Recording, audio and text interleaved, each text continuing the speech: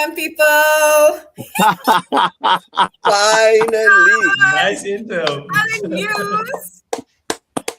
Finally. With the shirts and everything. This is so cool. So he actually has a really Finally. cool job. I'm so It's excited. decent. How's it going, guys? It's All going We good. And how's things on your side? Mrs. New host? I'm excited. I'm so excited. Also, That's his. I don't know where Debbie is. So, you That's guys his believe long in overdue. lateness is greatness, but not on my watch. I like to start things on time. So, we're taking over. We're taking It's over. my time. It's Yeah. my time. Yeah, I like you- that. you That's haven't fire. seen Big Six, bruh. Ish, I'm good out here. I'm living it. I'm having a great time.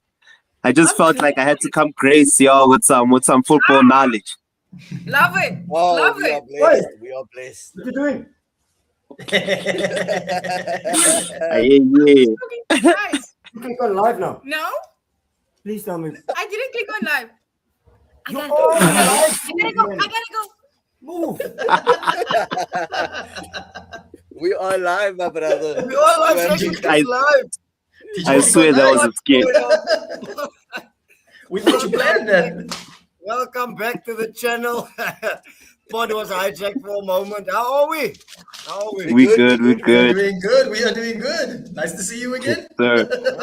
Likewise, Ty and Boosley. Welcome, my brother. I think this is our first show with you all with the OGs of DVD TV. So welcome, my brother. I'm happy to be here. I'm really happy to be here. Ty, Amma, do any of you guys want to tell Boosley the only one rule on the channel? You can go, Ahmad. No, go for it, Ty. Tell him. Nah, you came on first. You can let him know. Let him know. Let him know. Let him know. Someone There must are give me no- the rule. There are The no rule fucking number, rules. there is no rules. Ooh.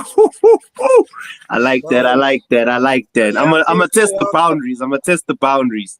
Test all the boundaries, my brother. People, like, share, hype, subscribe. Bootlegs from What's Football Without Fans. Link to What's Football Without Fans is in the title of the video. So slap a like on that link. It takes you directly to their channel. And of course, you know Total Tide Talks. His link to his channel is in the title of the video as well.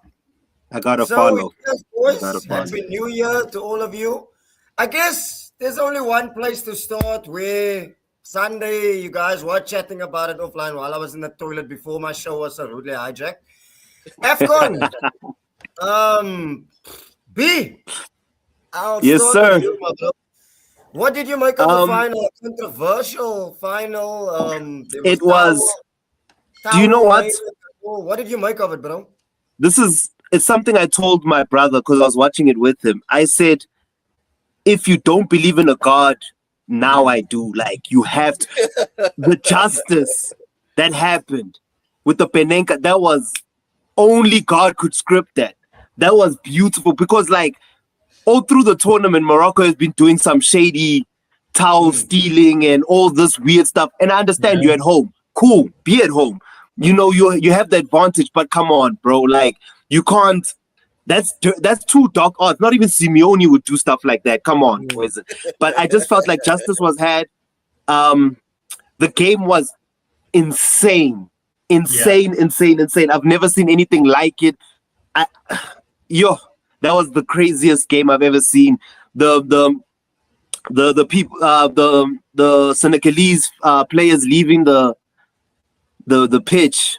Come on now. Come on. I've never seen anything like it, guys. Shout out to Senegal. Shout out Sadio Mane. Shout out. I'm just, yeah. Fizz. What a game. What a game. What do you guys feel about it, though? The question Yeah. that poses afterwards, after everything that happened, if you look at the AFCON final, does it leave a bittersweet taste on football? Because Ty was mentioning it off on. Like, are we going to see that more now? Where teams are unhappy with the decision and you're going to walk off the pitch. You're going to kind of like boycott the match. Does that leave a bittersweet taste? I Now only in think. Africa. I was going to Only say in now. Africa. I think if I could then answer that, I think luckily the game wasn't called off because potentially if Sadio didn't go and fetch his teammates and the game was called off, I do personally think we would have opened up the dark closet and then we would have seen that so much. Like, I mean, Ahmad, me and you as Barca fan, how many times did we play against Real Madrid where we thinking, yo, this ref is buying something? Like, this ref is going to walk over like a brand new Lamborghini or something. Now, imagine just having that game and be like, nah, man, this is a 60th minute, can we just walk off? The thing is, I'm happy that something was done in order to say, whoa, we're noticing something in this game. Let's do something that's at least going to catch some attention.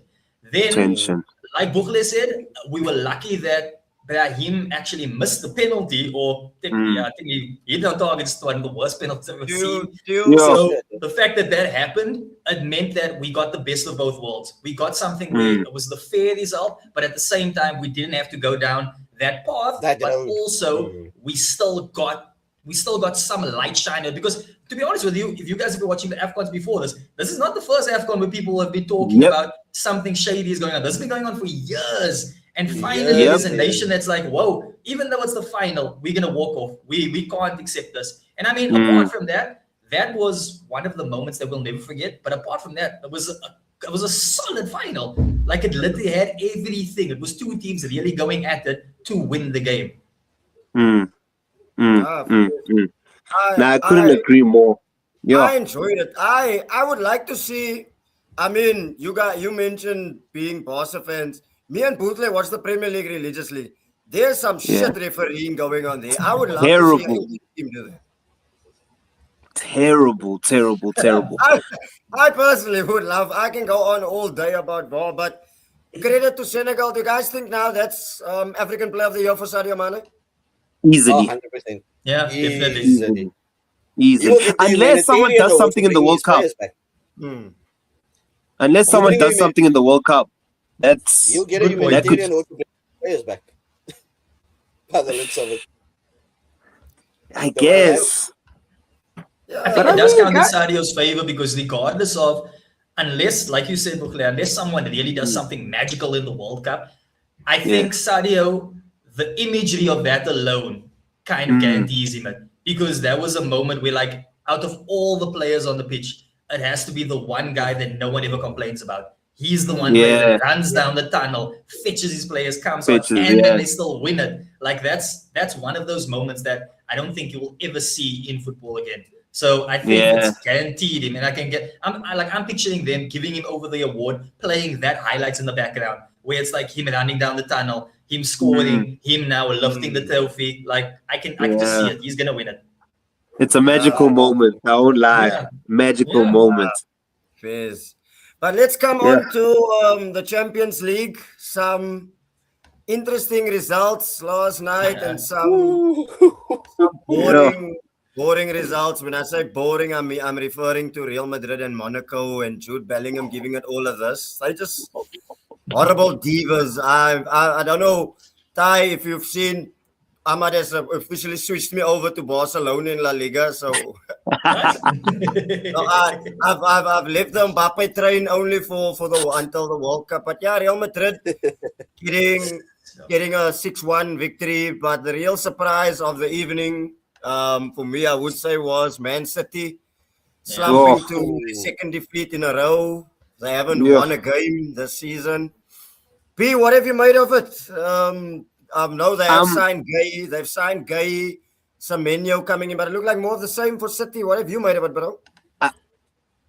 Genuinely, I do not know what the problem at City is. I don't get it. Maybe you can argue the defense, but what happened? Like, I watched the ending, not the ending, but like I think they scored. I think Bodo Glimt scored their second goal.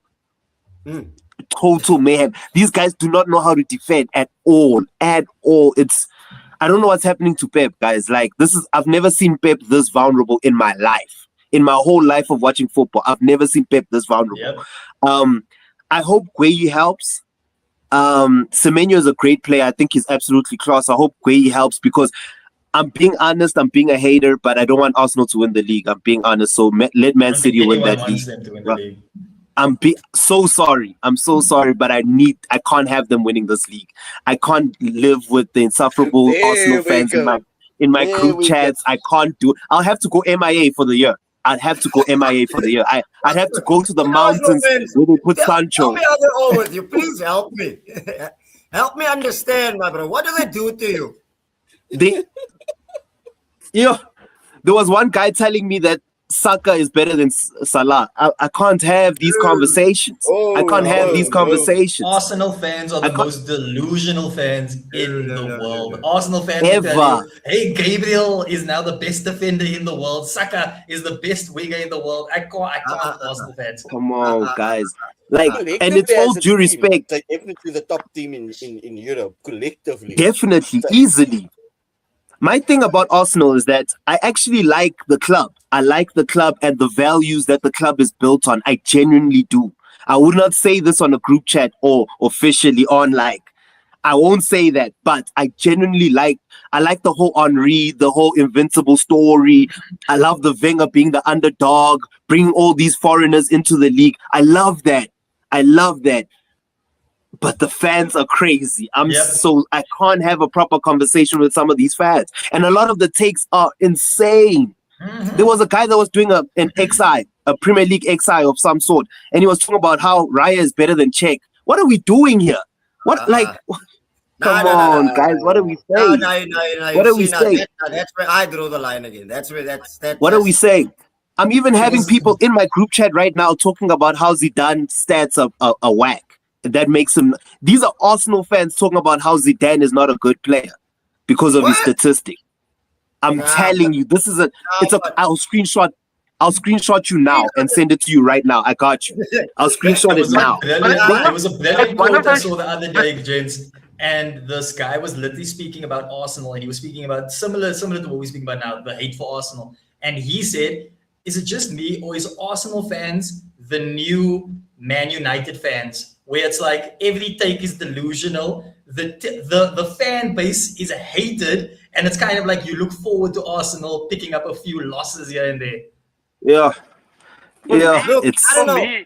spot on. I don't know what fans you guys are speaking to, because I get called negative and toxic. I get called toxic and negative, so I don't. My thing is every club has both sides. You get those delusional ones, and you get those ones that is a bit more realistic and accept the situation as it is. We're gonna get delusional fans. Me and Ty's gonna tell you, I don't see us winning the Champions League the way we're going now. Me and Ty know. I haven't spoken to Ty in 3 months, but I know. But then you're gonna get the other side of Barca. I agree with you.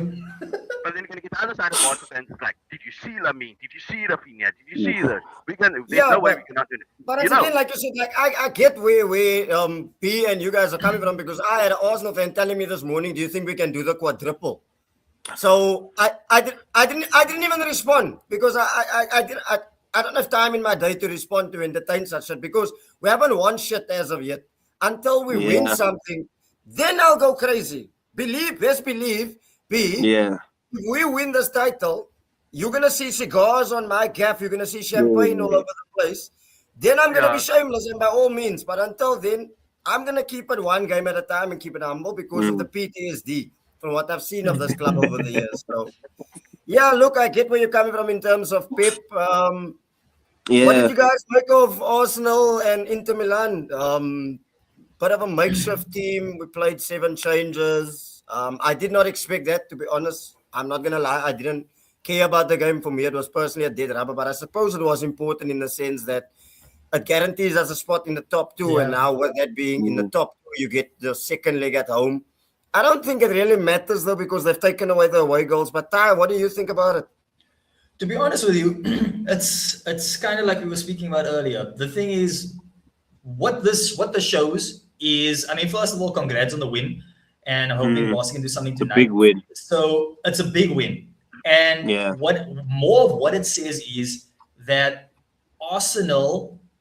The thing is, you have a very strange way of playing this season, and it's basically the exact same way as the last, but you guys are so solid in the defense that teams now know they have to press more, they have to do so much more to get a goal, and then that leaves so many spaces for you guys. And yesterday, you guys were basically playing against somewhat the same team that literally knocked Barca out of the semifinals. the team that Facts. made it all the way to the final. I mean, And apart it is from, if I'm not mistaken, right wing was different and like one centre mid, but other than that, it was the same exact team. And you guys literally outplayed them. And to make it even better, you guys were you guys were.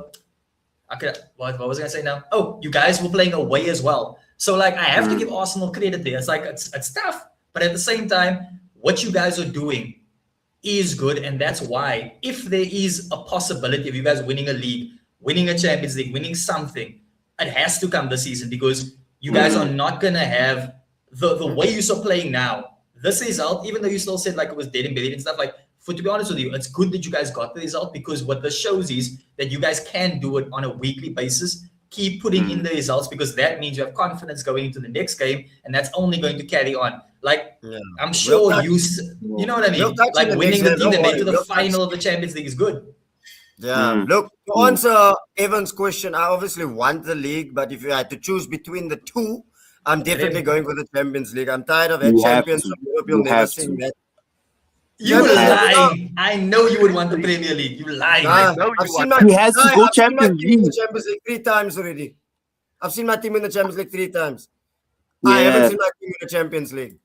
Bootley knows that they were in Champions of Europe. You'll never sing that at the big field. Yeah, I know it's embarrassing. But at the same time, you need to end that streak of not getting a Prem. That's the thing. Because, I mean, even that must haunt you. The last one came 2004. Like, the 21-year anniversary, the 22-year anniversary. Do you know what I mean? Like, I'm sure that haunts you. I know that you. But the Champions League, come on, guys. The Champions League is 120-something years. It's like this, for example, if United win the Champions League next season, you'll still have fans that will be laughing at United fans who will be like, "Yeah, but you didn't Not win a chance. the league since Sir Alex Ferguson." I'm thinking the same for you, David, because everything that I've heard from you all the years was never about Champions League. It was always like, we need to win the league. That's my main focus, but that's because we don't have pedigree in Europe, bro. We don't have pedigree in Europe. Yeah. Even like, I won't even say we're gonna win the Champions League. Honestly, don't you have any confidence that Arsenal can win it? No, because we haven't won it before. What evidence is there? But this is the best time to win it. Every team in Europe is not as strong. Maybe your biggest op is like PSG and Bayern, to be honest. Yeah. The rest, you can really beat them. And even Bayern, you beat them. So the reason why I'm not getting gassed by this is because, last year, you guys also went, 7 out of the 8? You won 7 out of 8? Yeah. And then in the knockout, you got knocked out. So you can have an off day. I mean, look, we beat PSG in the group stages last year, but look what happened in the semi-final with a better team over 2 legs. Hence why it comes to that one moment, small margins. And I still don't think we're ruthless. I still don't think we're clinical enough, honestly. I don't think. And you need to be ruthless. The difference with Arsenal this season is they've got squad depth. I've preached this before multiple times. Arsenal. The difference with last year this year, you can make 5 changes in your team and still look strong. You can. I guess. Yeah. There's not a lot of what I'm worried about with Arsenal is the firepower. Like, not enough people are. Like, to win a league, we need someone on 15 goals minimum. It's not. I know they're playing a different style to what we've ever seen, but I'm also kind of, if I was an Arsenal fan, I'd also be a bit insecure, not having someone that's banging in goals on a regular. If I had banging on goals on a regular, plus the defense is solid, I'd be confident. I'd be already with a cigar in my mouth, having the time of my life. But the lack of goals. Exactly. For me, the defense have done their job this whole entire season. The reason why we are there is because of the defense. But that attack needs to come to the party. I mean, like we even said, you need to at least get someone with 15 goals. You look at last year, Liverpool, Salah had majority of the goals. Year before that, you can go to Haaland. Do you know what I mean? We've seen Jamie Vardy have outstanding seasons. Diego Costa. I can go on. The list goes on and on and on. So, but let's see. It's up to the strikers, the forward, that whole front line. I can only count about 2 natural finishers that we have in that front line, and that's Trossard and Gyökeres. Other than that, one-on-one, do you trust Saka? One-on-one, do you trust Martinelli? Do you trust Jesus? Do you trust Noni Madueke with a 0 GA this season in the Premier League? I certainly don't. So, but we come on to the Arsenal section. The Barca boys, Ahmad, Slavia Prague. How are you feeling about tonight, my brother? I know Lamin's not playing. So, because of the yellow card. Gives a chance for Rooney G to show his stuff. Would love Drow to stay, but Drow Fernandes terminated his contract and decided to go to Bootleg getting some PSG. love. So, from what we've seen from last night, upsets can happen. I hope not, because what this gives us a chance to go in the top 8 and not having to play playoffs because of the results of last night. If we can keep on doing, but I feel confident that the boys can do it. Rashford likes to show up in Champions Leagues. So I haven't seen the starting lineup yet, and know the lineup should be out in about half an hour. So, but we should see something like a Lewandowski start, a Rashford start. I wouldn't want him to start. I would want Ferran Torres to start. I think Ty can agree with me on that. But Ferran is also out, remember? Ferran's out. Ferran is out as well. He's out. Yeah, He's Ferran out. got So injured. Yeah, he's out for the next 10 days. He's missing this game. for the next 10 days, yeah. So it have to be Lewandowski, Rashford, and probably Rooney Bargi. And I think we can do it. I think they're definitely going to score. Our defense and our high line, Flick is going to die on that hill with that high line. Whether you like it or not, he's going to die on it. So we're going to concede. I still feel pretty confident we have the attack to do it. Rafinha most likely grabbing 2 goals. I feel confident. Ty, I don't know about you.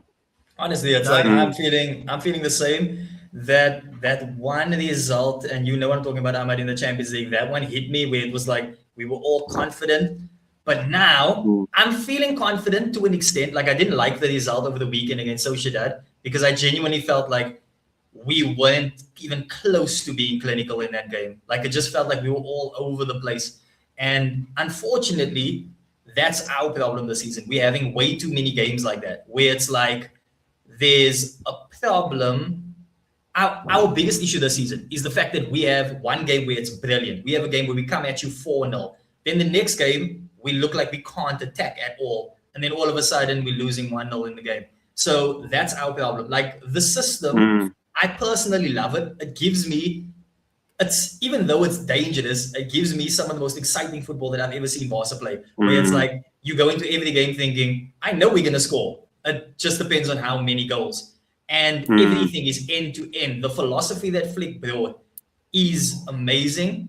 I just hope that we can find more gems in the squad, because right now the problem is our squad is looking very, very thin. So it's like a thing of if one player falls out, we suckling. Like literally over the weekend, we lost Rafinha, and then all of a sudden it's like, okay, what are we gonna do? Who are we gonna put into that position? And I mean, yes, we have Rashford, yes, we have Bargi, but at the same time, they're not at the same level to what Lamine is, to what Rashford, to what Rafinha is. So now the thing is, we're putting players in, but it's like they're definitely not even close to the same level. That's one of the things that I think has been brilliant in Arsenal side, where it's like, you guys need another centre back, you guys go get Nkampi, who technically could be on the same level as Gabriel. But now what we're doing is we playing Drow just left us. Now we have an attacking midfielder. Yeah, he's going to PSG. Now we have all of these players, but like if one injury comes, we have a sub, but it's not a sub that you feel confident about. That's the problem. Yeah, and it's like, sure. Can I ask a question? Since I've got Ahmad and Ty here, can I ask a question? What does a successful season to you guys look like as Barca fans? Like, what is a good season? Like, it doesn't have to be the best season, but a good season where you're like, wow, good. Well, what's a good season looking like? Unfortunately, we Barca fans, so it's like it gets to a point where you're used to winning. So for us, it's like we come into every season wanting a treble. We come into every season wanting to. So like, honestly, winning the league is a good one for us. But we already have one trophy in the bag. I would love to get the league in the bag. And then it's like, hopefully I can do something in the Champions League. It's a thing of, we know that we can. One thing. So just hoping that stuff looks like. But to answer your question, doing the double would honestly make me pretty happy this season. If we can win the league, we already got one in the bag. Let's just win the league. How funny is it that Albacete knocks out Real Madrid, and then we get them in the Copa del Rey quarterfinals? We get Albacete. It's crazy. Funny enough about that's crazy. Albacete is facing relegation in the second division, and they played their second team that night. That's 7 changes, and they're still not. That's crazy. It just shows for people that don't watch La Liga. It's the same as in the other leagues, like you cannot Yeah. overlook these small teams. You cannot Yeah. overlook Yeah. them. You will drop points against Mallorca. I didn't see the No chance. Sociedad result coming. I honestly didn't. I didn't Facts. see it. I also did didn't see it not see coming. that result coming. I'm not gonna lie to you. I was Because shocked that the changes Monday morning. everything. Suddenly, Yeah. Madrid is 1 point in it. 1 point. Yeah. They got Villarreal over the weekend, right? Yep. Yes.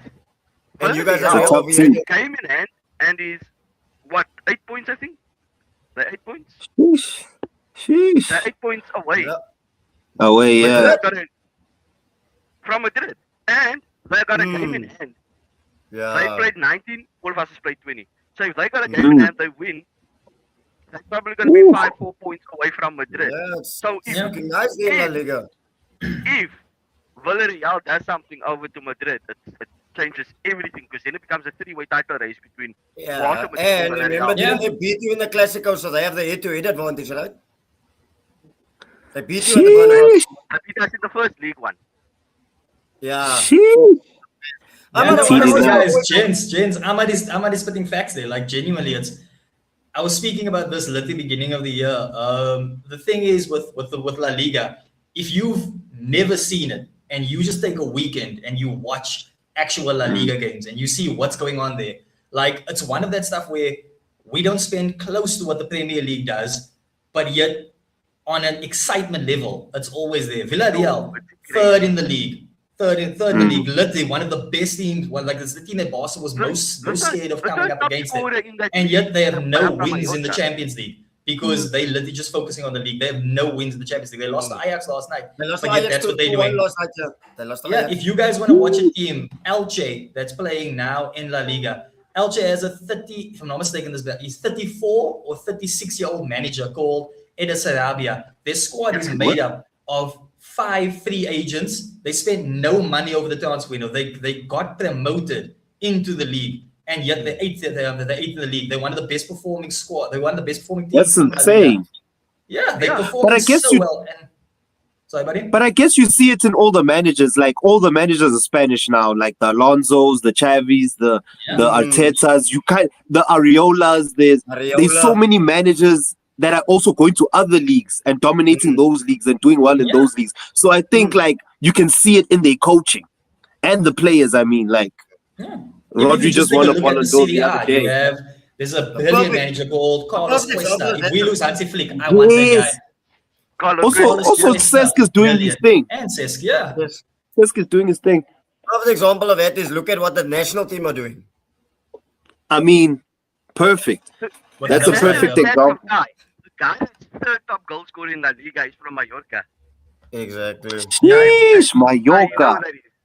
No, it's a Oh, nice yeah, league. Ricky. I'm not gonna lie. I'm gonna be honest. I never used to watch La Liga, but until I met these two got me into La Liga, so I watch it over the weekend. But I can see Barca beating Slavia Prague. I need your teams to win. I even need Chelsea to win, but I want City to win out of the top 8. That's simply the reason why. So pick up Barca. But Pete, let's come on to your side, my man. Unbeaten this calendar year, but too many draws. A draw over the weekend. I think you should have won that game, personally. Definitely. But there are some positives of Florian Wirtz finding his feet. Good to see as well.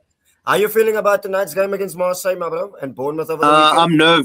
I'm nervous because Greenwood is a scary man. I'm not gonna lie to you. Like charges aside, he's a scary man. But I swear down. I was thought, hey, do you realize what you just said? Like, what? Hey, you guys told me there's no rules here. There's no rules. There's no rules, bro. Nah, but I am kind of nervous because our defense is very vulnerable, extremely vulnerable. Literally, we have 2 recognized center backs left. Gomez, I haven't seen him as a center back since the last time we won the league. We are very vulnerable at the back, man. Like nothing is solid. We've got 2 flying fullbacks who we both know want to be up front. They don't want to be defending. We've got 2 center backs. One is on his last hamstring in Konate, and Van Dijk is old as hell. So like, I'm nervous because I know attacking wise, I think we can do something. I always bank on us. I mean, we did it against Inter. We did it against Arsenal. We can get a goal. We can get a goal. You know, I'm not worried about scoring, especially if Ikitike is fit and Salah is back. Hopefully he plays the way he was playing at AFCON. But I am nervous. I don't know what the results will be. Right now, yeah, man, I don't know what the results will be. In terms of our latest form, so there was that period where we were going through whatever we were going through, last minute losses, last minute draws. Nothing was stable. All I asked from Slot is to stabilize our team. What I've been seeing the last couple of games, yes, we are conceding here and there, but Konate is not looking a fool anymore. Van Dijk is not being made a joke anymore. There is stability, and for me, that is it's a positive. You know, I'm just looking for the positives. Yes, we'll be terrible. I've written off the season league-wise. We are done, but the second half of the season is still something to salvage. PSG last season, the first half of the season, they weren't that great. Yeah. Boom, second half, they're the best team in Europe. You understand? Exactly. I feel like, and we have the players to become that. You understand? We have the raw material to be that team that's like, wow, we have that in Salah, we have that in the Virgils and in all these special players that we have in the team. So I just hope that Slot can stabilize our team for now and then try to push for whatever else we can win this season. Even if it's a top 4 finish with the FA Cup, I'm cool with that. A great season for me is the Champions League. I won't lie. We can do it. I don't think we can, but crazier things can have happened. Liverpool Champions League nights. I mean, I have to believe. You know, I have to believe. But on a realistic level, we're not even top 5 best teams in Europe. You understand? So, yeah. If things go south for Liverpool, God Yeah. forbid, things go south for Liverpool, Slot stay and back him. What's your feel on it? Now, I was talking to Davey about this the last time we spoke. So I feel like I'm going to back Slot for this season. Yeah. Reason being, I know it's a terrible season. So let me give you a couple of points. If the seasons happened in reverse, the first season was terrible, the second season we win the league, the outlook would be totally different, right? 1. 2, Diego Jota died, bro. He passed on. That changes any locker room. We've never seen anything like this. We've never seen a high-profile player of that level pass on after winning a league, bro. Like, people don't understand. That changes your dressing room drastically. Point 2. Point 3, literally, we changed our defensive, we changed our midfield, and then we changed our attack drastically. We're not playing the same. This is the first time now we're playing with the 10 since Coutinho. And even Coutinho was pushed to the left wing. You understand? We haven't. There's so many changes. We changed our assistant manager. You understand? In Heitzinger. There's so many changes. Gotcha. It is inevitable that we were going to have a hit on the team. You know, literally both fullbacks are changed. Our whole midfield structure has changed now by adding a 10 like Verts. We had to buy 2 strikers. 2 strikers that we haven't really played with those profile of strikers in I don't even know how long. You understand? Salah is now finding himself. We lost Trent. You understand? There's so many changes. So for me, I have sympathy for Slot that he's a new manager as well. Like in terms of most of the managers in Europe, he doesn't have a lot of experience and he's getting hit with tragedies, with all these changes in his team. Yes, he was part of the changes, but all these changes all in one season is hard, man, for any human being, bro. Like, we haven't seen this in football. That's why I'm like, at least give him this season. And then next season, if it's still bad, be my guest. I'm Slot out with everybody. But Slot out, I feel like, is too reactionary. Like, people don't understand. These things take time. It takes time. Bringing stars like Verts takes time. Yeah. So, I don't know, man. Also, I mean, you saw from United also that they're the biggest example of being reactionary to what the fans and the results is saying. And then the problem is you sit with a situation where you sack Ruben Amorim and then afterwards you're looking and you're like, hey, where find a manager. Who's actually who's gonna be the manager here? Then you go down the picking order and you're like, okay, Darren Fletcher can be first. Okay, yeah, Carrick is to play first. Let's go get Carrick. He's a free agent. And that's the problem. It's like, I see exactly what you mean, because a lot of things that also has personally, if there's a lot of changes that's happening in your squad, people don't realize that just because you're signing a big name to the team, just because you're signing a player for 100 million, there's other factors that people don't think about. That person has to actually get embedded into the squad. They need to figure out, how does this coach actually play? They need to actually figure out a new league. Like Verts, for example, he has to literally learn how to play in this league. And then on top of that, also, all of these changes mean that you have to change up the system, because now you have, yes, Trent would always bomb up, but Trent would be a very specific kind of right back. Now you have Frimpong that doesn't do that, but he wants to use that speed and go up. He's basically another winger in the squad. So now it's like, okay, I need to adjust all of that. And I can understand why Liverpool has been suffering because of all of those changes. And people aren't seeing that it's the fact that there's 2 new strikers. Salah was gone for the AFCON. Verts came in. He's supposed to be the starting 11 attacking mid, but he's never played in the Premier League. He's still a young German attacking mid. And I can see just give him more time, because at the end of the day, you sack him now. Who are you gonna go for? Do you know what I mean? Alonso. I won't lie. Alonso. There's Enrique as well. Do you know, guys? I want Alonso for the Liverpool. I'm sorry. Guys, I'm actually being serious with you. I'm not a hater on Alonso, but he was glossed over a lot for what he was doing in the Bundesliga. And unfortunately, there's a lot of managers in the past that have done very well in the Bundesliga until they moved to another league. And with Xabi Alonso, he was an example of that. He has a very specific way of playing. If anything changes, it immediately doesn't work. At Real Madrid, it's a very similar way. They have a superstar squad. In every single position, they have one of the best players in the world. Defensive midfielders, attacking mid, strikers, wingers, goalkeeper, fullbacks, everywhere. They are stacked. And yet, when you see them this season, it's like, if they didn't have Kylian Mbappe, they probably would have been in the relegation zone. Because everyone can't perform under this way that he wants to play. And it's like, I actually saw so many holes in what Xabi Alonso does because of him trying to just take the same copy and paste system and apply it to Real Madrid. And where else did we see that? Yeah. With Ruben Amorim, who took the same thing at Sporting Lisbon. Let's just paste it here in by United. Okay, but now I'm going to be a devil's advocate here, because at Madrid, you don't need a tactician, basically. Those are fucking divas over there. They don't want you to tell them, stand here, do this. When Lord Madrid had a tactic? Tell me. They haven't had a tactician. Mourinho. They can't let them do whatever the hell they wanted, and Ancelotti would let them do whatever the fuck they wanted in any case. They don't need Mourinho was the last one. Not necessarily. Mourinho was the last one I can remember. Nah, to be honest with you, it was actually Ancelotti. Because Ancelotti, the way they were playing, yes, he gave freedom to certain players who, that's your experience in being a manager that comes to the forefront, where that's why Vinny was so happy, because he would give Vinny more freedom, he would give Valverde more freedom, but everyone else played in a very structured way. They would be super defensive and play counter-attacking football against Barca. Any other team that they play against, it becomes dominating football. It becomes, we're going to keep the ball in your half. That's Carlo Ancelotti being the perfect manager for what they're doing.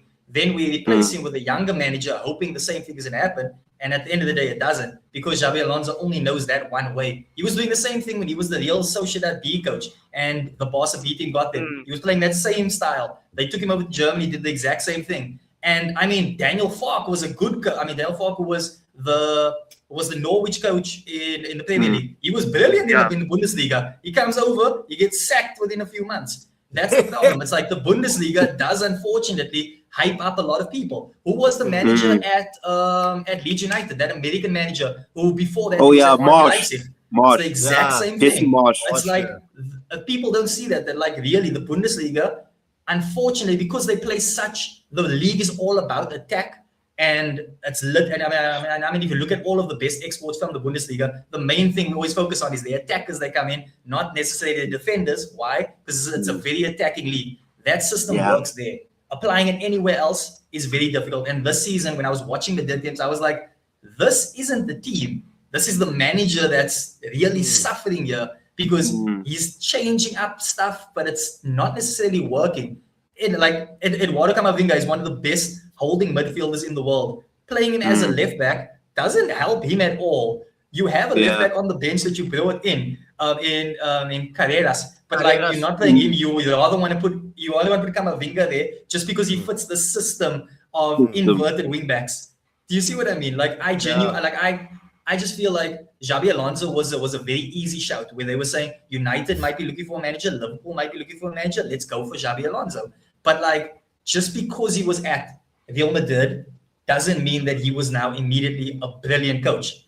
You know what I mean? There was who was the guy Lopetegui, who was the same one who went to West Ham, got sacked there as well. Do you see what I mean? Yeah. Now I still say with Alonso, give him a chance because what he did with Leverkusen is still a big deal. Like Invincible, the first ever league of all time. And keep in mind, this is a team that had the likes of Ballack, Havertz. These are great players. So, like, for them to do it, I'm sorry. I gotta give him a bit of grace. I gotta give him a bit of grace. Thing, I always just say, but remember, wasn't it Steven Gerrard that went invincible in the Scottish League as well?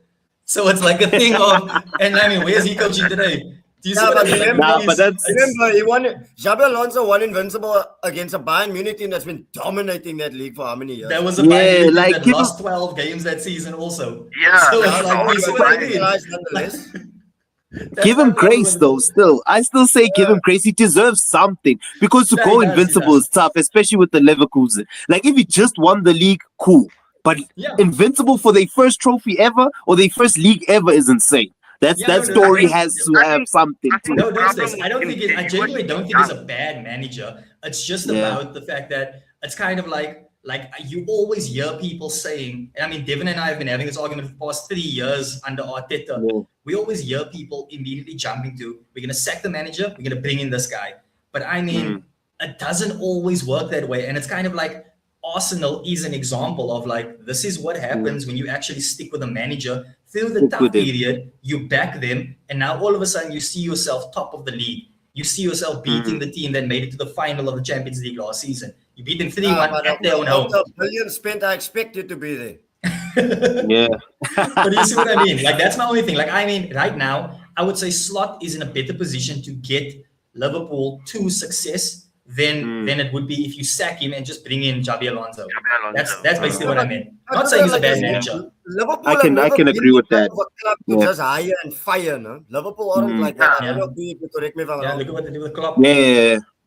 We're a family club. We don't move like that. Now get Roy Hodgson bad, Michael Jackson bad, then. Yeah. Even Brendan Rodgers kept getting slides, and I really didn't like Brendan Rodgers. How long it took for them to sack Rodgers? Be your prediction for Bournemouth and Liverpool and tonight's game, Marseille? The Marseille and the lineups just popped up on my notifications. I'm gonna say a 2-1, a little squeeze of a 2-1 because we're away. We don't do well in France. Traditionally, we do not do well in France. Like I think majority, whenever we go to France, we always do poorly. So I don't expect much, but I obviously have to have some form of optimism because it is a Champions League night. We do have pedigree. They do too. But yeah, I have to have faith. So I'll say 2-1. But in my heart, like realistically, I think it's going to be a draw. I honestly think it's going to be a draw. I don't have too much faith. But if we on our game, if we on our P's and Q's, I think we can get a win tonight. I hope we do. That is, I really hope we do. But I don't have too much faith. I won't lie to you. I think we just need a defensive mid. It will really help us. The lack of a proper, recognizable defensive mid is what's hurting us the most. I think we can survive with Slot's tactics. We just need someone to protect us from counters, and we don't have anybody to do that. Yeah, Faiz, I agree with that. I think you'll win tonight, though, 2-1. Ty, Ahmad, how do you guys see Slavia Prague, Barcelona prediction? I'm going for 3-1. I was thinking the same. 3-1. We're gonna concede, but I can see some goals. B, Bournemouth, Liverpool. Bournemouth, Liverpool. You know, without the Semenyo, I mean, I have to have a little bit of faith. But who's that guy? That Kripke guy, the Krippy Jr. He's also kind of cold. Tavernier is kind of cold. They have a couple of good players, but I expect us to win. I'm sorry. Like, it's the the draws that we've been going through with the Burnleys and all of that, we need to stop that. We need to start winning games. I'm sorry, like, yes, I know we're not in the title race. Cool, I'm accepting that, but we need to build some form of momentum going into the second part of the season, because like I said before, there's still trophies up for grabs. This Champions League is open to whoever wants to come get it. Honestly speaking, let's be honest about it. Whoever has the best from now till the end of the season wins it. No one is like excluded from it. Any one of us. Real Madrid could win it, and they've been looking suspect. Anyone can win it. So for me, I'm just like, dog, I just need us to get a good couple games in, 3 games, 4 games wins, and I'm happy. I'm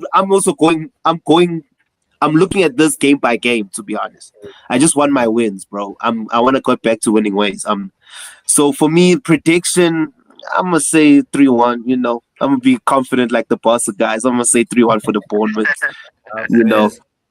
I deserve to be a bit confident. In the comments, do you think Salah comes back into your team though, given what has happened before? Easily. For me, like, there are certain players that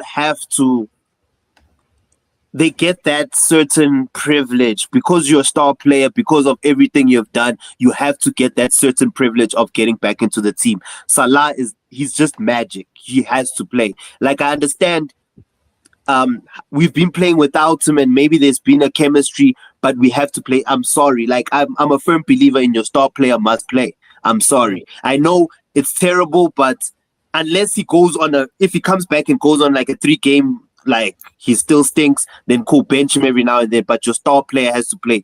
There's a reason why we're paying him big money. I'm sorry. He's earned it. He has to keep playing. We have to figure it out. It's like Virgil, when he's going through a little suffering, we got to still play him.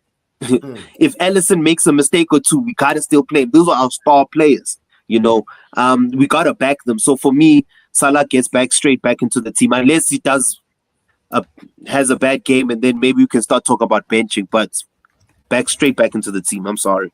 It's Salah. Fairs, I agree with it. I'm the same when it comes to Saka, even though he's having a bit of a shit time as well. I'm not picking Noni Madueke over Saka, but speaking of Saka, not a chance. Let's come on to the big game this weekend in the Prem, Manchester United versus Arsenal. Ahmad, Resurgent Manchester United, they should have given City more in actual fact. I was very, very surprised. What have you made of it? How do you see this one going? Because I'm not going to lie, I am worried by this Manchester United coming to the Emirates, because we haven't scored in our last 2 games in the Prem. And I'm not going to lie, I'm a bit concerned, really. Like, for me, we should have had this league wrapped up. We should have been 11 points clear already. We're not, again, like I said, alluded to earlier, we're not ruthless enough. But how do you see this one going, bro? New manager bounce, should we call it? With United? New manager bounce, it's gonna look great. It's gonna get worse. I don't think that United has this tendency, no matter how bad they are, for some reason to show up in big games. I don't know if you've seen that. For some reason. So we could see it's one of 2 things. You either see United come up on top, or you're gonna see a draw. I'm sorry. Yeah. Because you spoke about earlier, as good as Arsenal has been, they don't have the fighting power. The lack of goals is it. So one of 2 things. Either United comes out on top, which is going to be a shock for everybody, United winning Arsenal, or it's going to end up as because it's too early just to say, can he get a style of play? Yes, you've seen something. I mean, fans are going crazy about the Cunha, Bruno triangle thing. It's been bombing social media like they've never seen that before in their life. So you're gonna have the new manager bounce, but I don't think, honestly, that I can sit here and outright say I feel confident that United is gonna win. I'm only going on the fact that they do show up in big games, but we also have that fact of we don't know what we're gonna get. We don't know what we're gonna get. We don't even know what team he's gonna put out. He doesn't have a comfortable team. Who's he gonna bring? He's gonna keep some youngsters start. What is he gonna do? From the Arsenal perspective, though, this is ones that you should do to make a statement. We should win. There's no way they even get. You mentioned a draw. If they come away from it at our home game with a draw, I'm fuming. Yeah, fume. You, From I'm an you, throwing Arsenal chairs. I'm perspective, throwing chairs around I'm breaking everything in sight, man. hands down, Arsenal is currently the best team in Europe. They've extracted this stuff last night. They've shown me. This Mm. team wants to be beaten. So, from an Arsenal perspective, you guys should be on his best. Gyökeres Mm. should be on his best. You need to show these people. The battle is probably going to be in the midfield. Bruno is what he is. We can say what we want. Bruno he's been the man for them. But the battle can be won in the midfield as well. If your midfield's gonna lack and he's not gonna do something, they're gonna bounce on it. Because Bruno is now in that free role where he is now allowed to do things. So if he's gonna win that battle, it's gonna be a tough time for Arsenal. But ultimately I see United winning this one. Ultimately. Because of the Okay. Fairs. I disagree with Ahmad though. I'm not even entertaining the thought of a draw. Simply just because it's the Emirates, and every time when it came to big games this season where everyone would say, okay, if Arsenal, I've been saying all season already when we came up against Chelsea when they went down to 10 men, I said if we win this, I'll say we're winning the league. Then it was the Liverpool game a few weeks ago and that was a ball fest. Then last week I said, okay, if we win here, wrap it up, make it 9 points, we're winning the league. But at some point we need to start winning these big games, and I think we really, I don't want to even entertain the thought of a draw. I think we need to smash United. I don't care.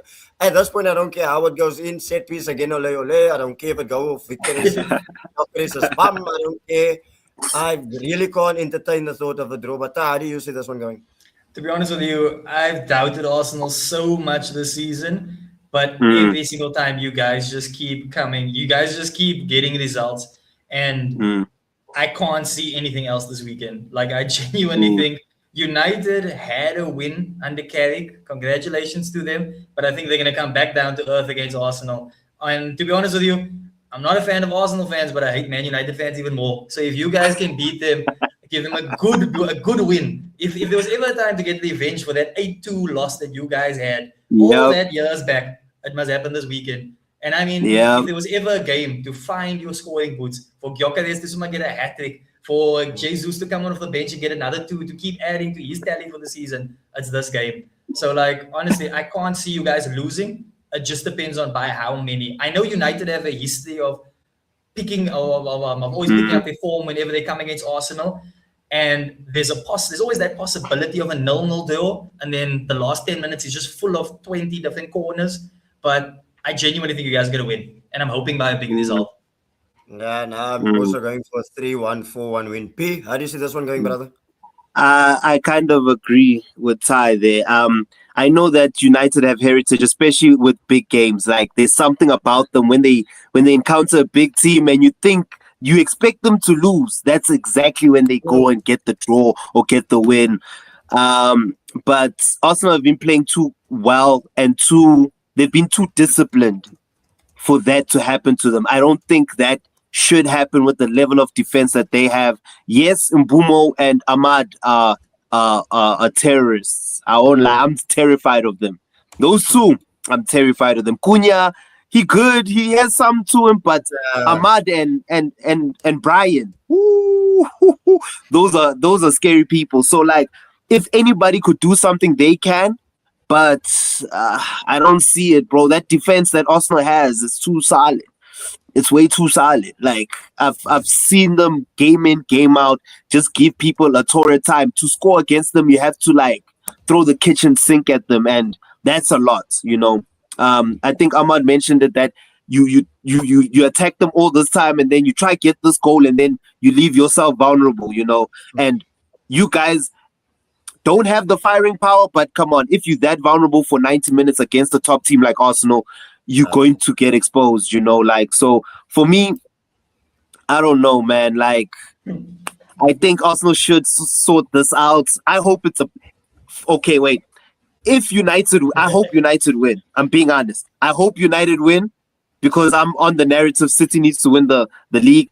But if you guys beat them, you guys better blixem them. You guys better wipe the floor with United. That's my only hope. If you guys beat them, I pray it's a 5-0. I want to also troll United fans. I'm ready. I've got the memes on standby. Like I've got them.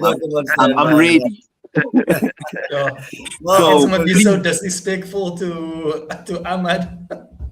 Look, I want to ask you guys a question. There's a lot that's been made about Saka and Gyökeres.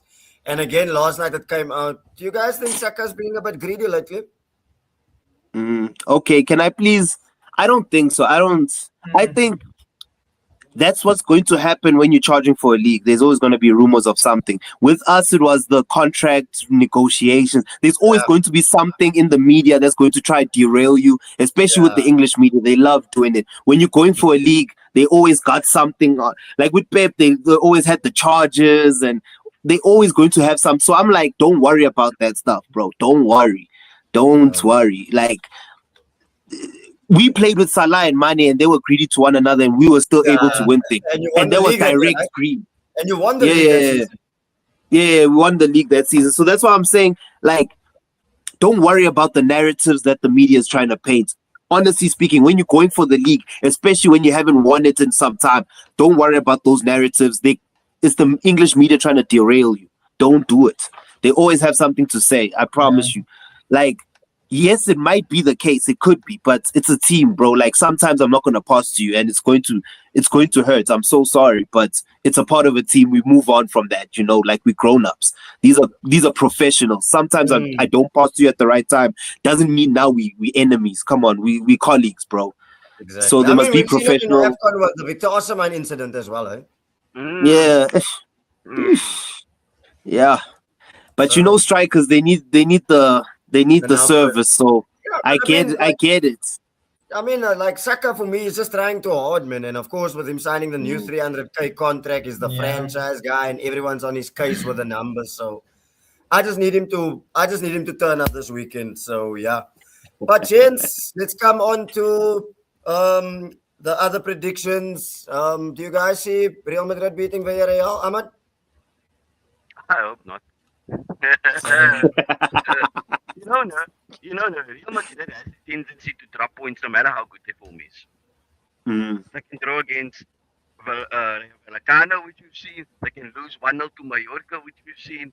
So, for the sake of the league, not just because I hate Madrid, the world knows how much I hate Real Madrid. For the sake of the league, I hope they lose. Because it's going to make things so much more interesting. Yeah. You guys, I expect you guys to beat Oviedo. I expect you guys to beat Real Oviedo. Oh no, that's not even a question. Yeah.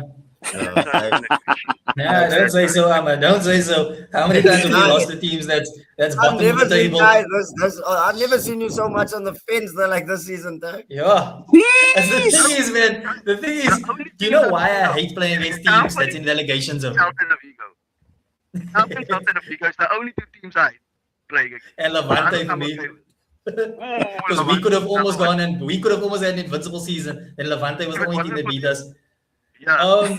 The thing is, when it comes to Oviedo, the reason why I hate playing these teams that's relegation zone is because they don't need 3 points. They feel as though a 1 point is enough. So they come into a game literally just defending. They will play a game without a striker just because then they know they can constantly keep defending and he does on the counter. And unfortunately, this season that works for teams. So that's why we have like a horrible record right now of conceding first in the first half so many times this season. And with Oviedo, it's like that's the only thing that I hate about so many teams knowing that Barca is all out attack. It's the fact that they know the best way to play against us is counter-attacking football. That's literally why I would hate to go up against Arsenal right now. Because you guys just defend, you see long ball. You guys will do some corners, long balls, counter-attack. Inshallah, my friend. Yeah, you're done. Long balls. But to answer the question, I'm hoping Villarreal can win because, to be honest with you, now they can't worry about the Champions League at all anymore. I think they are playing some of the best football in the league this season. So I would like it if they could keep this going. And I mean, technically, if they beat Real Madrid, we get a win. We get more points. we get to get a bigger gap against Real Madrid, which is something that I want at the end of the day. So yeah, I'm hoping for, if not a draw, maybe Villarreal can go away and just win it like 2-1 or 3-2 or even 2-0. And for us, I think we're going to get a win, but it's not going to be like dominating football. Like I genuinely think we're going to get like a 1-0 or 2-1 win. Nah, I think because we're at home, it's going to be dominating. It was away, I would Away you might have had a problem, but that's should be. I promise you, just watch, guys. You guys are going to get in the I'll come back to you. Don't worry. I'll come back to you. Don't worry. I'll come back to what you say. But it's been an awesome show, gents. Ahmad, your final thoughts, my brother? Final thoughts on everything. Let's recap. AFCON, I think we can all agree justice was served with AFCON. Even after the question was it a bittersweet? The AFCON will be glad. And I think regardless, I think that Sadio Mane can definitely go and put down as AFCON player of the year. Like we said, the World Cup is still up. With regards to the Champions League, I still think the Champions League is an open book. Yeah. Just because of the draws last night, and we didn't expect what we expected. We didn't expect Bodo Glimt, which I like to call him last night, Timo version of Voltemade, scoring goals for Bodo Glimt. So we didn't. The guy's name Koch or something like that. No, Hog. Yeah, Hawk or something like that. And live so I think the Champions League creates a nice open gap for anybody, even for teams like us, like Barcelona, to come in just to get the result, know to put you in top 8 to avoid the playoffs is something really, really cool. With the Premier League, a round off with the Premier League, I hope and I pray and I see Liverpool hopefully getting top 4. I've got a new height for Chelsea. Shout out Pascal. I've got a new height for Chelsea. So I think Chelsea can fall off. I think new manager still needs to stretch stuff. Arsenal, if Arsenal doesn't win it this season, we've all said it before, it's not going to come. I'm telling you, if Arsenal don't win, I'm changing my name. Devon is dead. I'm going off social media. I'm moving to Panama. And you guys can call me Kiko or some shit. I can't wait to see that. No, we must, brother. We must. Really, I've said it many a time. If it's not going to happen this year, then I don't know. There's no excuse. Yeah, just call it. For Barcelona, I think worst case scenario, if I don't win the league, I want to win the Champions League. That's a one trophy that's been running away from me. If I don't win the league, I want to win the Champions League. Even how impossible it sounds and how funny it sounds. For me, winning the league is nice, but it's not even that big anymore. Winning the Super Copa and the Copa del Rey, it's nice. It's trophies to the bag, but it's starting. I wouldn't say meaningless, but I know where I'm getting at with like won it so many times before. It's not even a thing anymore. The one thing that I've won the league last season. I don't want Madrid to win it. I want Villarreal to win it. If I don't win it, I want Villarreal to win it for the shock of everybody, for football's sake. Villarreal. But the Champions League, I think, is the one thing that I want. If I can get that and win nothing else but the Champions League, I'll still be happy. I literally just want the Champions League because I know that's the one thing that might guarantee Rafinha gets the Ballon d'Or. Because like now, after seeing... Don't get me started on that, then. Don't get me started on that. I also have an opinion on the Rafinha. But he won 4-3-3 player of the year, though. Don't come. Why it doesn't matter. 4-3-3. Did you see that? Did you see how on Insta? I saw that Fabrizio was posting. Why is Bellingham there? What did he do? What did he do? Yeah, Bellingham is literally just there on name value. That's all. Yeah, name value. I won't lie. England. Man. The English media is crazy, guys. I won't lie to you. English media is something else, bro. Your final thoughts, my bro. Your final thoughts before my final thoughts. I know it's controversial. I think, it's slight controversial. I think Morocco should be stripped of hosting the World Cup after this AFCON incident. I'm straight up hating. They must give it to South Africa. Yo, we need another World Cup, baby. Yeah, but we're bidding for the AFCON. Did you see? We're bidding for the AFCON. Yeah, bidding for the AFCON. I can't wait for that. I hope we get it. I hope. But I hope we see another World Cup though in my lifetime in South Africa. I don't think we will, but I hope so. But shout out to the AFCON for being that memorable. It was quite a good. It was good to watch. I won't lie. The games were actually quality.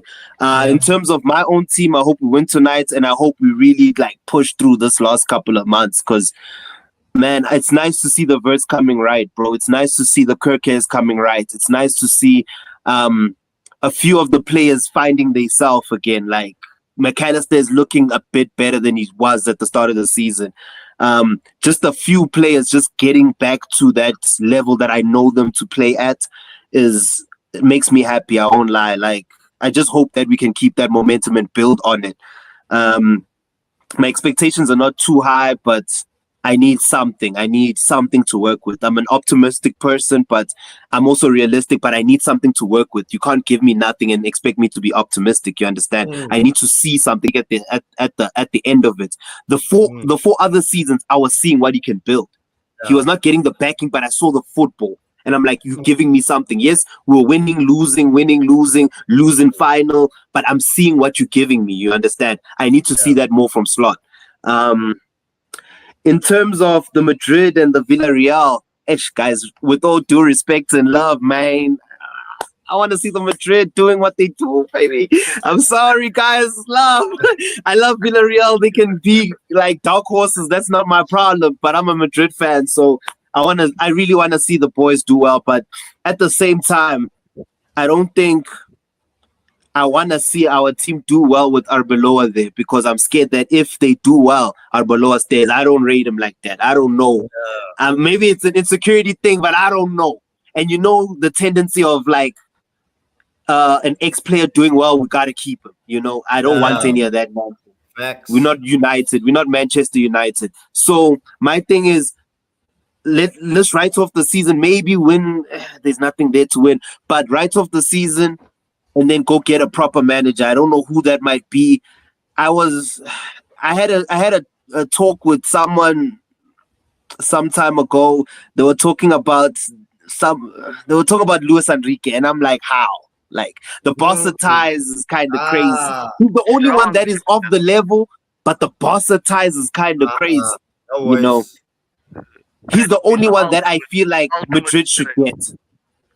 That's the only level Madrid, because I do not want Tommy Tuchel. I don't want any of these other bummy ass coaches. I'm sorry, I'm not hearing it. So, I'm being honest. The Ancelotti was the standard. You understand? And Ancelotti is top 3 managers of all time. You feel me? So that's our standard. That's the level. And we have a Galacticos. The only person that can get something out of a Galactico is a Galactico manager. We need to find someone that level. I'm sorry. They're not going to listen to someone that's not a Galactico. These players are not going to listen to them. You understand? So for my thing, it's either you break down this Galactico thing, which you can't because you committed to it. You brought in the Trent and all of that. You got to commit to it. So they have to find a Galactico manager. And the only one there is Luis Enrique. But the ties to Barca is too tight. We can't have that. So I don't know, man. Good luck to Madrid. Hala Madrid, I guess. But I don't see us doing anything this season. Without Mbappe, we're nothing. And I don't like the reliance on one player, because even during Cristiano's times, there was still the Bale, there was still the Benzema. When the CR7 is not doing it, Di Maria would do it.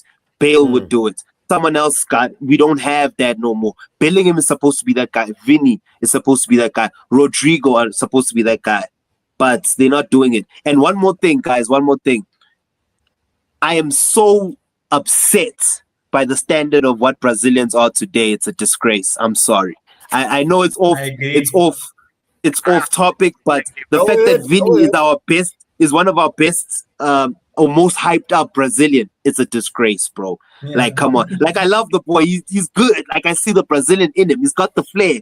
But guys, Brazil is a different. There were people with flair on the bench at one point, bro. We had real goats on the bench.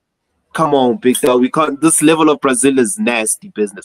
I'm so sorry. I'm also talking about the Martinelli. No, don't worry. I don't even think he's Brazilian. I call him the Peruvian. I'm sorry. You can ask my better off. I call him the Peruvian. He's not Brazilian. He's not a fuck. Yeah, he's definitely not Brazilian. But the standard of Brazilians is garbage. Oh my goodness, it's terrible. The fact that the goalkeepers are the best players is a disgrace, bro. It's an absolute disgrace. That's not what Brazil is about, bro. Brazil never had good defenders. They only had good attacking players. That's it.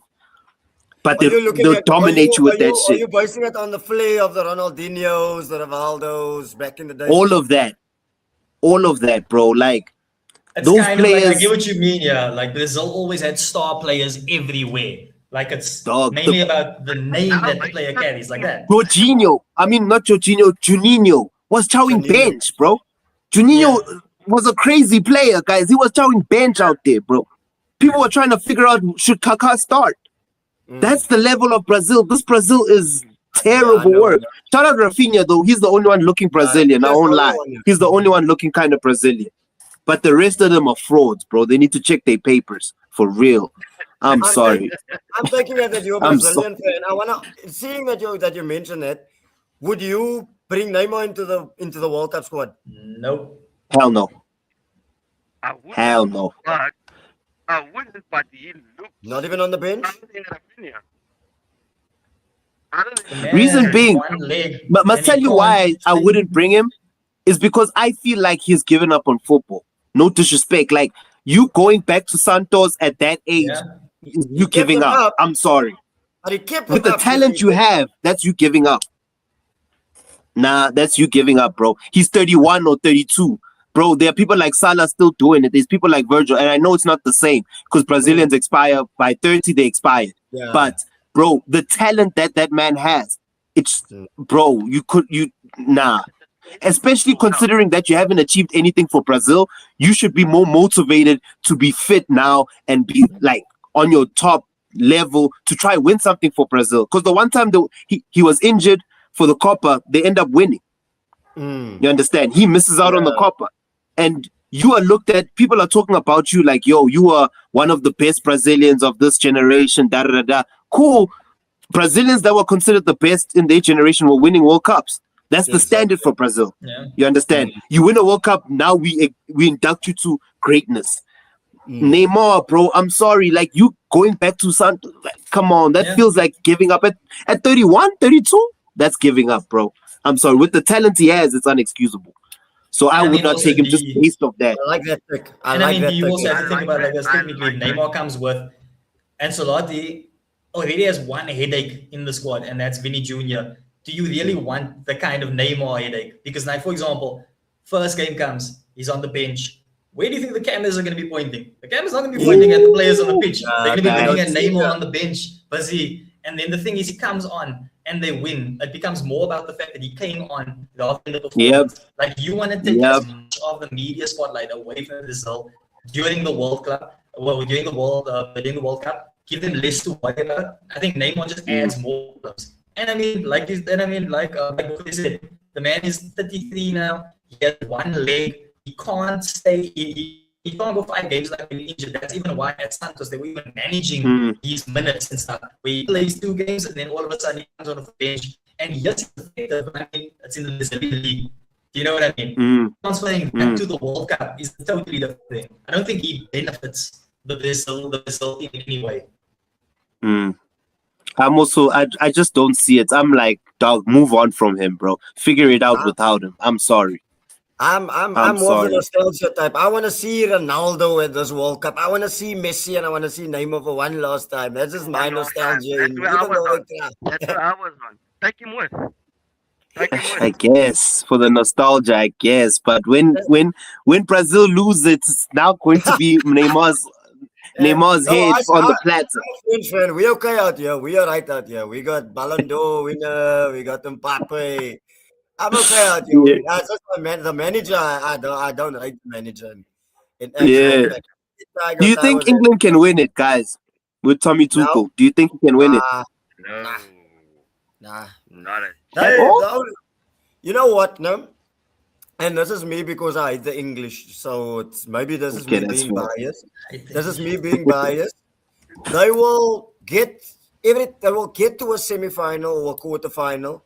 Anytime they come up against a half-decent side, they will crack. We've seen it at the last World Cup against France. They cracked. The World Cup but now, go ahead. Don't you think the team is more polished? I mean, Declan Rice is matured. Bellingham is a bit more matured than he was before. Kane is in the best form of his life. They've got a better defender with Gueye. Now they don't have to play the Maguire because, come on, Maguire in a final is, come on, what are we doing here? And so I feel like also Reece James reclaiming his form as well. Like, don't you think that with Tuchel being a cup manager, because he's great at cups, leagues he struggles, but cups, he knows exactly what to do in a span of 7 games. You don't think they could, like, do a little something at all? For me, they just have that England loser goes mentality, far man. without But for Bellingham. me, I know what you're saying, and don't get me wrong, but we say this every time about England. How many times have we said over the years they got a golden generation, they got this, they got that? But that's just me being biased. That's just my hatred, honestly. So I'm the wrong person to ask that question to. Ahmad, you were going to say something? England goes far if they take out Bellingham. I still, it's not because of the hatred of Madrid. For me, I genuinely look at him like, what has this guy done? What has he done at Madrid? What has he done? You see, Bootley, you got a whole lot of haters here. You got an England hater and you got a Madrid hater here on this side. How is he better than the To be fair, he won a league for Madrid, though. Yeah. As the false 9. Did he win it? As the false Him alone. 9. Where is He was part of it. Okay, Ahmad, He was but scoring now, big goal. okay, but now, what was it the year that they went to the final? Didn't he score a bicycle in one of Yeah, in the semi or the quarters or something. But Yeah. he pops up, but he's not exceptional like the hype is about him. That He's- has been. But again, But the thing is, England. But you need to understand, Ahmad, like, for 80 minutes, and then he pops up at the end and he takes a shot and he scores the winning goal. Is that an exception? that's what England need. England doesn't have magic, bro. He hasn't even been that this season. It doesn't matter. But what I'm saying is Palmer is the magic player, actually. Palmer as well. Palmer's a magical player. I would take You understand? Palmer 10 times over Bellingham today. I'll take Palmer 10 times over Bellingham. What 10 has times is a Bellingham lot done? of times. 10 times is a lot of times. That's how bad he's been. That's how bad he's been. What has he done this season to take him to the World Cup? What has he done? What has he done last season and up until now? Yeah, I can't even fight that. He's not looking great. Those guys. Ty, where do you stand on it? Because you now see you got two different takes there on it. The thing is, Bellingham, that's another discussion. The thing is with England, Yeah.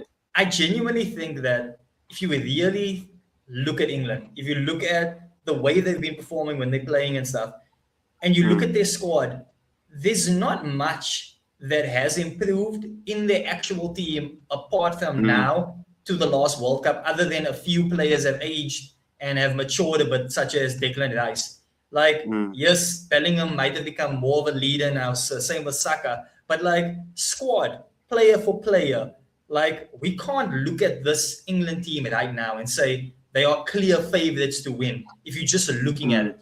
And that's the thing for me. It's like England, like Devin said, England always have that in them where it's like they come into tournaments with the English media behind them, with everyone backing them, saying this is the year, we're going to bring it home. And then the thing is, all of a sudden, that pressure starts getting to the players, and then they start cracking against teams like against France, like against Iceland, and you start seeing that too many times. And with this team that they have now, I don't assume anything better is going to come. Like, unless they get a bunch of good results, Thomas Tuchel can make sure that their heads are in check and they're ready for the next challenge, and they go into every game trying to get results instead of just seeing how the game. So England has this mentality of, we're going to play the game out, we're going to figure out the opposition, and then we're going to attack. Instead of playing a specific way, going at them regardless of how this team is going to play, just going at them because of our star power that we have, and then just getting the result. And unfortunately, under Thomas Tuchel, that's the only thing that I'm seeing these games. They feel out every single game, and that doesn't work if you're going to a Champions League, like if you're going to a World Cup, because because I mean, yes, Elliot Anderson is performing well in the league now. Like, he's getting praise left, right, and center. Adam Wharton is getting praise left, right, and center. But now turning that on for England at the World Cup when the whole of England is watching you, do you get what I mean? Like it's not like Crystal Palace fans cheering you on. This is the whole of England cheering you on. Yeah. Alex Scott at Bournemouth. And then you come to the striking zone and you still do have Harry Kane, who is now a year older. But then if Harry Kane gets injured, who falls into that spot immediately? Do you know what I mean? But I mean, still with Watkins isn't the same beast that he was 4 years ago. Now you're looking at like that. And I mean, stuff could change. They could maybe even try Morgan Rodgers in that position. They might want to say, let's play Jared Bowen there. And the problem is, man. and the problem is with all of those things, it just doesn't. It doesn't. You can't look at this England team and think that nah. I don't think Ivan Toney will get it. Must I tell you what my problem is with the English team? I feel like a lot of the players that they're looking towards don't have enough Champions League experience. Like you are mentioning, especially in the midfield, the lack of Champions League experience. Declan Rice only started playing Champions League now. Let's keep it a stack. The Elliots have never smelled Champions League, so they don't know what a Spanish player plays like. I mean, is only now started playing Champions League now? He only started playing now. A lot of these players don't know what it takes to play at that high-level European pedigree. They playing with the goalkeeper in Pickford, who hasn't also seen a Champions League game, and he's never seen one. You understand? A lot of these players that make up their spine don't see a lot of high up games on a regular basis. That's why I personally don't think they're gonna go far. But man, they have some. I hope. Nah, I don't hope none. Screw the English. Respectfully. There we go. Goodness, it's any better. You were talking now actually about Gomez and Salah. Gomez and Salah are starting tonight, eh? I just checked your lineup now. Well, that's delightful. I'm okay with that. We're trying to keep our backline steady. I'm okay with that.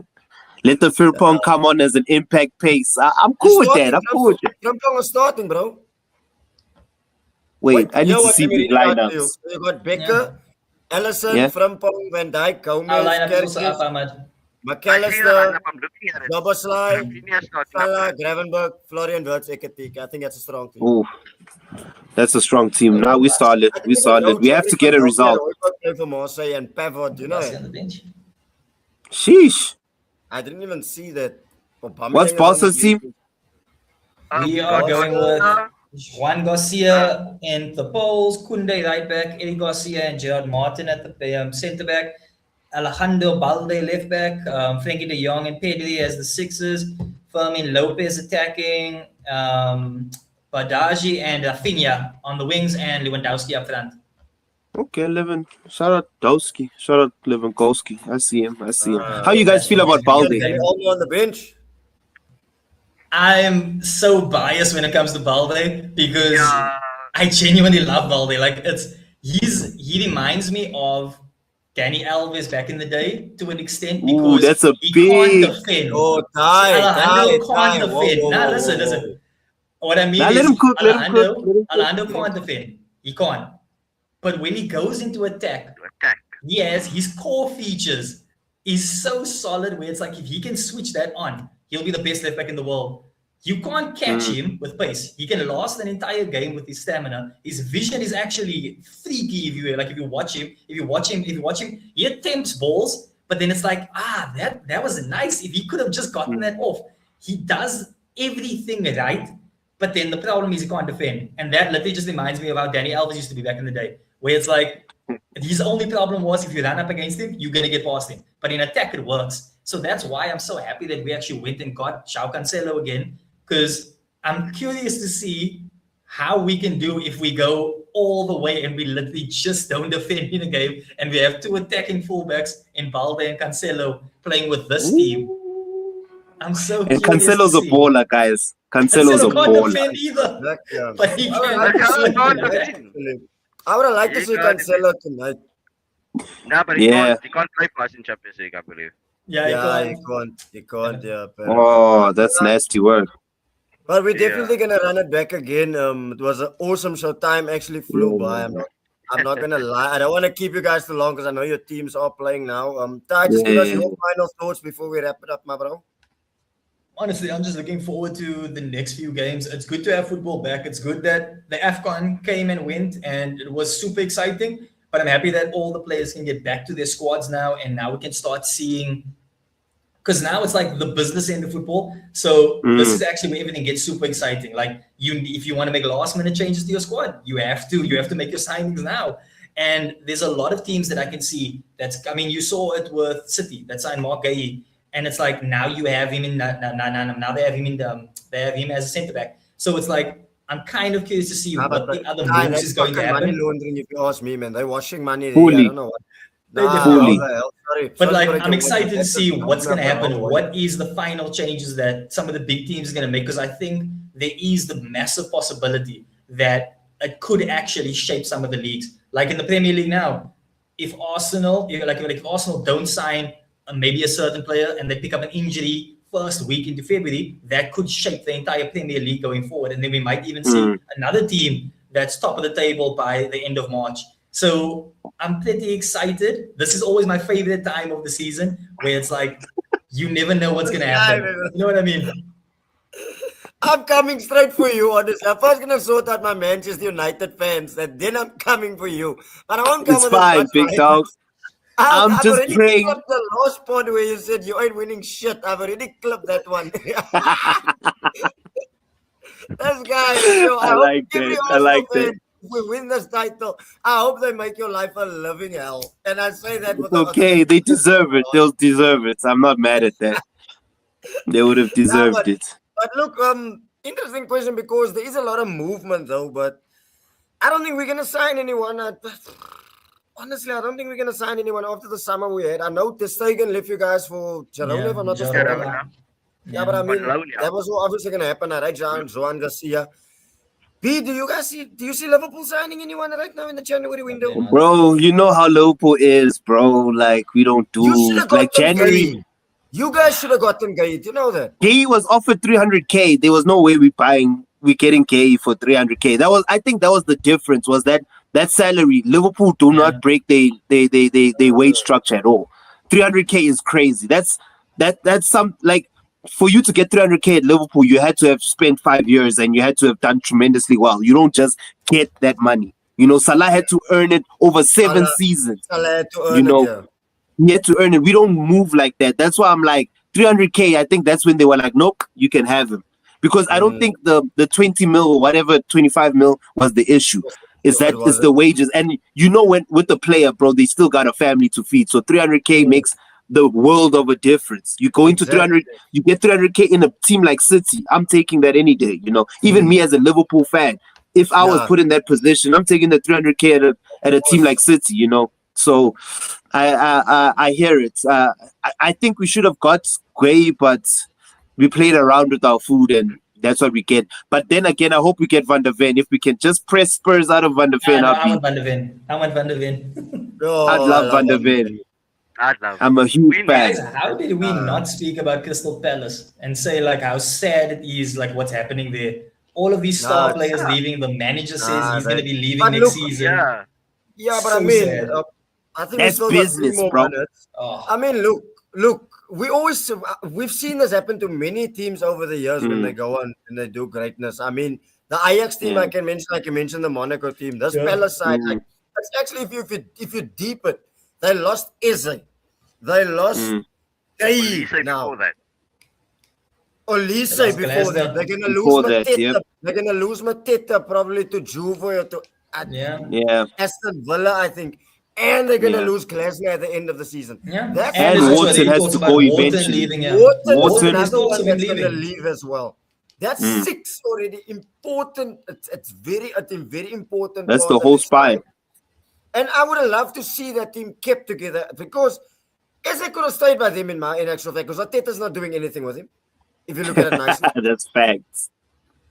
That's facts. It's sad to see, because they won the first major, like they won the FA first cup of the first cup of ever.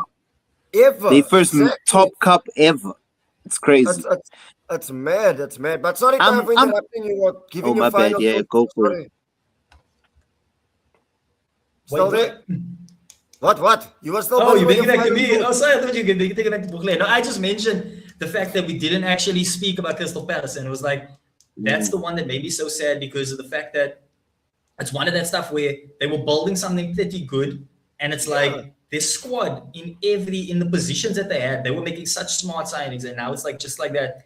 The entire core, everything that they had once, one really good striker, a really good winger, a solid manager, good heart of their defense, and then still they had that midfielder, and now it's like all of those pieces are gone. And it's the same thing that happened to Bournemouth a few years ago, where it's like slowly but surely their players started leaving, and unfortunately that just is how football works. It is a business, and the players want to go places where they can win trophies. And if your stock is high enough, you can choose your move, which is what Gay did.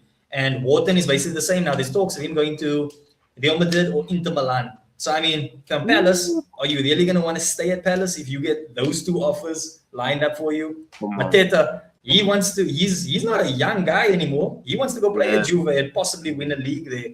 So, Juve not called the old lady for nothing. They used to take these old guys and making something. That's facts. Yes, man. But gents, it's been a amazing, awesome show. I can't thank you guys enough for your time. It's time really literally flew.